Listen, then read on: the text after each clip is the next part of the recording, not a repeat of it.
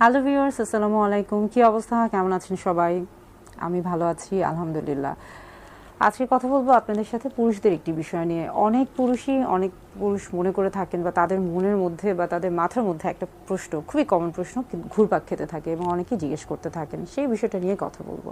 প্রশ্নটি হচ্ছে যে অনেকে প্রশ্ন করেন যে মাস্টারবেশন, অর্থাৎ যারা হস্তমৈথুন করে থাকেন, মাস্টারবেশনের ফলে বা হস্তমৈথুনের ফলে তার যে হচ্ছে স্পার্ম রয়েছে সেটা কি আসলে ধ্বংস হয়ে যায়, বা তার যে সিমেনের মধ্যে যে স্পার্ম বা শুক্রাণুটা তৈরি হচ্ছে সেটা কি আসলে তৈরি হতে পারে না।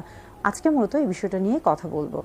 পুরুষদের ক্ষেত্রে এই বিষয়টি সম্পর্কে জানতে হলে আগে বুঝতে হবে যে আসলে পুরুষদের মধ্যে যে প্রশ্নগুলো কাজ করে সেগুলো হচ্ছে যে হস্তমৈথুন দিনে কতবার করা যায়, কিংবা আসলে হচ্ছে হস্তমৈথুন করা ভালো কি খারাপ, এবং করলেও সেটা কতটুকু করা উচিত বা কিভাবে করা উচিত, কিংবা হস্তমৈথুনের সাথে তার শারীরিক যে সম্পর্কটা রয়েছে বা তার যে যৌন জীবন রয়েছে এটা আসলে সম্পৃক্ত কিনা, কিংবা যিনি হস্তমৈথুনে অভ্যস্ত হয়ে পড়েছেন তিনি তার স্ত্রীকে আসলে যৌন তৃপ্তি দিতে পারবেন কিনা, কিংবা পরবর্তীতে তিনি বাচ্চা জন্মগ্রহণ করতে পারবেন কিনা, বা বাচ্চা জন্মদানে তিনি সহায়ক ভূমিকা পালন করতে পারবেন কিনা। এই বিষয়গুলোই আসলে একজন পুরুষের মাথার মধ্যে, মনের মধ্যে ঘুরপাক খেতে থাকে।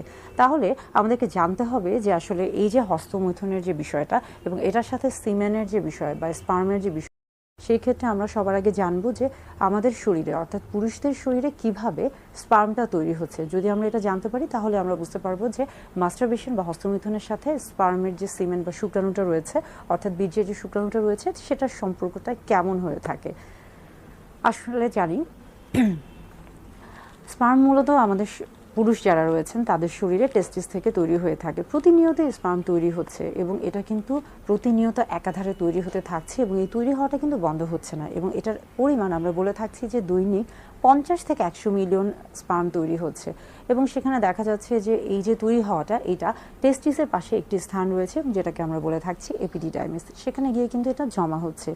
এবং যখন একজন পুরুষের ইজাকুলেশন হয়ে থাকে, অর্থাৎ যখন তার লিঙ্গ উত্থান হয়ে থাকে এবং বীর্যপাত হয়ে থাকে, সেই ক্ষেত্রে কিন্তু দেখা যায় যে এই যে আমরা বলে থাকছি যে আপনার স্পার্মটা, সেটা কিন্তু হচ্ছে কিছুটা ফ্লুইড আকারে বা তরল আকারে বেরিয়ে আসে, এবং একই সাথে পাশাপাশি প্রোস্টেটিক ফ্লুইড এবং সেমিনাল ভেসিকলের যে ফ্লুইডটা রয়েছে সেটাও কিন্তু বেরিয়ে আসে। অর্থাৎ ইজাকুলেশনের ফলে কিন্তু এই যে স্পার্মটা সেটা বেরিয়ে আসছে।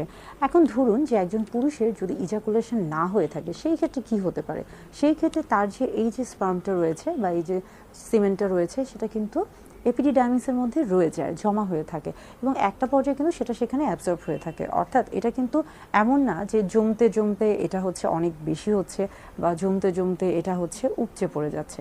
তো বিষয়টা হলো যে আসলে যাদের শরীরে বা পুরুষদের যাদের স্বাভাবিকভাবেই যাদের শরীরে এভাবে সিমেন স্পার্ম তৈরি হচ্ছে তাদের ক্ষেত্রে কিন্তু এই যে এটা ইজাকুলেশনের মাধ্যমে ফ্লুইড আকারে বের হয়ে আসছে, অথবা এটা যাদের ক্ষেত্রে ইজাকুলেশনের মাধ্যমে বের হয়ে আসছে না তাদের ক্ষেত্রে কিন্তু এটা নিজে থেকে অ্যাবজর্ব হয়ে যাচ্ছে, অর্থাৎ যেখানে জমা হচ্ছে সেখানে এটা অ্যাবজর্ব হয়ে যাচ্ছে।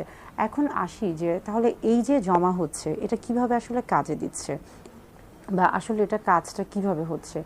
একটা গবেষণা দেখা গেছে 2005 সালে, সেখানে গবেষণা করা হয় যে এক দম্পতির মধ্যে যদি একজন পুরুষ একদিন সহবাস থেকে বিরত থাকে, কিংবা যদি তিনি 2 দিন সহবাস থেকে বিরত থাকে, অথবা 3 থেকে 5 দিন, অথবা 8 থেকে 10 দিন, কিংবা 12 থেকে 14 দিন, এইভাবে আসলে একজন পুরুষকে সহবাস থেকে বিরত রাখা হয়েছিল।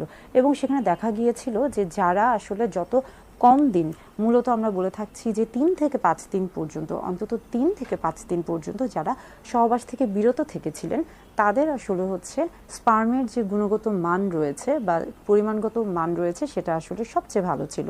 এবং যারা আসলে অনেক দিন ধরে সহবাস থেকে বিরত ছিল, যেমন ধরুন যে 10 থেকে 14 দিন কিংবা তারও বেশি, তাদের ক্ষেত্রে কিন্তু দেখা গেছে যে হ্যাঁ, সিমেনের সংখ্যাটা বেড়েছে, অর্থাৎ সিমেনের সংখ্যা, অর্থাৎ আমরা বলছি যে বীর্যের হয়তো বা সংখ্যাটা বেড়েছে, পরিমাণটা বেড়েছে, কিন্তু তাদের যে আমরা বলে থাকি যে হচ্ছে গুণগত মান বা কোয়ালিটি, হ্যাঁ, সেটা কিন্তু কমে গিয়েছে। অর্থাৎ স্পার্মের ক্ষেত্রে আমরা বলে থাকছি যে মোটিলিটি, মরফোলজি, এগুলো সব কিছুর মানই কিন্তু কমে যায়।